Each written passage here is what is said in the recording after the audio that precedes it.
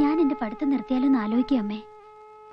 എനിക്ക് പറ്റിയ എന്തെങ്കിലും ജോലി തരപ്പെടുമോ നോക്കായിരുന്നു. നീ പഠിത്തം നിർത്തണ്ട, പഠിക്കണം.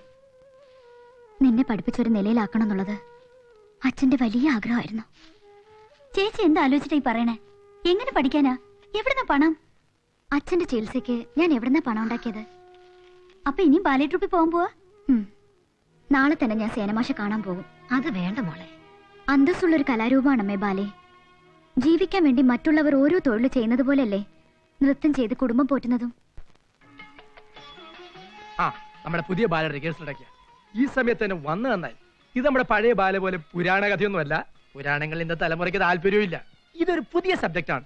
ദേവലോകത്തു നിന്നും ഭൂമിയിലേക്ക് വന്ന ഒരു അപ്സരസിന്റെ കഥ. പേര് സ്വപ്നസുന്ദരി. ആ സ്വപ്നസുന്ദരി ആകേണ്ടത് ഉണ്ണിമായ തന്നെയാ. വരൂ. ഇതാണ് നമ്മുടെ പുതിയ ഹീറോയിൻ, മേലെടുത്ത് മാധവൻ നായരുടെ മോളാ. ഇന്നു മുതൽ നമ്മുടെ ബാലയിലെ സ്വപ്നസുന്ദരി ഈ കുട്ടിയാ. മാഷേ, ഇതുവരെ ഈ വേഷം എനിക്കെന്നല്ലേ പറഞ്ഞിരുന്നത്, പിന്നെ ഇപ്പൊ ഇങ്ങനെ? ഓ, അത് സാരമില്ല. അങ്ങോട്ടും ഇങ്ങോട്ടൊക്കെ മാറി മറിച്ചൊക്കെ ചെയ്യാം. തൽക്കാലം ഇന്ദിര സ്വപ്നസുന്ദരിയുടെ കൂട്ടുകാരി മൃണാളിയുടെ വേഷം കൂടെ ചെയ്യും. അപ്സരസിന്റെ ഭാഗം നമുക്ക് പിന്നീട് പ്രാക്ടീസ് ചെയ്യാം. ആ പോർഷൻ ക്ലാസിക്കലാ, വേഷവും വേറെയാ, കുറച്ച് സമയം എടുക്കും. ഇപ്പോ ആ കൊയ്ത്തുകാരുടെ കൂടെ പോയി അവരിൽ ഒരാളായി ചേർന്നതിന് ശേഷമുള്ള ഭാഗം പ്രാക്ടീസ് ചെയ്യാം.